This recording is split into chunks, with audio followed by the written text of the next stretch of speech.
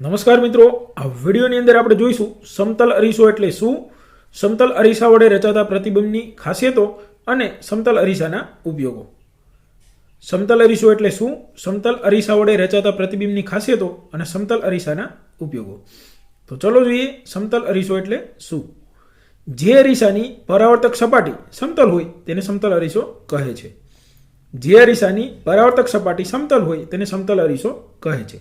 તો ચલો હવે જોઈએ સમતલ અરીસા વડે રચાતા પ્રતિબિંબની ખાસિયતો.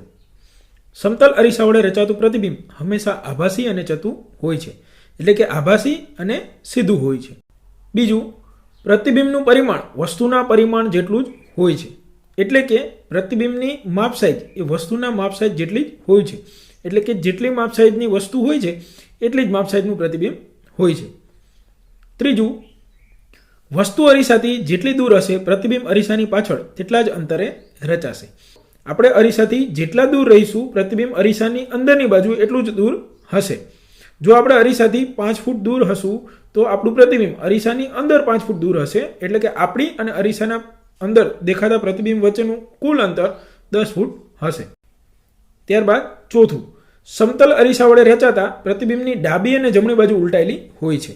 આપણે અરીસામાં જે પ્રતિબિંબ દેખાય છે એ પ્રતિબિંબમાં ડાબી અને જમણી બાજુ ઉલટાયેલી હોય છે.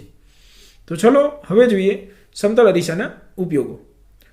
સમતલ અરીસો દર્પણ તરીકે વપરાય છે તથા સમતલ અરીસાનો ઉપયોગ પેરિસ્કોપ અને કેલિડોસ્કોપની બનાવટમાં થાય છે. સમતલ અરીસો દર્પણ તરીકે વપરાય છે તથા સમતલ અરીસાનો ઉપયોગ પેરિસ્કોપ અને કેલિડોસ્કોપની બનાવટમાં થાય છે. તો ચલો મિત્રો, પ્રશ્નને ફરીથી એક વખત જોઈએ. સમતલ અરીસો એટલે શું. જે અરીસાની પરાવર્તક સપાટી સમતલ હોય તેને સમતલ અરીસો કહે છે. સમતલ અરીસા વડે રચાતા પ્રતિબિંબની ખાસિયતો. સમતલ અરીસા વડે રચાતું પ્રતિબિંબ હંમેશા આભાસી અને ચતું હોય છે. પ્રતિબિંબનું પરિમાણ વસ્તુના પરિમાણ જેટલું જ હોય છે. વસ્તુ અરીસાથી જેટલી દૂર હશે પ્રતિબિંબ અરીસાની પાછળ તેટલા જ અંતરે રચાશે. સમતલ અરીસા વડે રચાતા પ્રતિબિંબની ડાબી અને જમણી બાજુ ઉલટાયેલી હોય છે. સમતલ અરીસાના ઉપયોગો. સમતલ અરીસો દર્પણ તરીકે વપરાય છે તથા સમતલ અરીસાનો ઉપયોગ પેરિસ્કોપ અને કેલિડોસ્કોપની બનાવટમાં થાય છે. તો મિત્રો, આ હતું અરીસો એટલે શું, સમતલ અરીસા વડે રચાતા પ્રતિબિંબની ખાસિયતો અને સમતલ અરીસાના ઉપયોગો.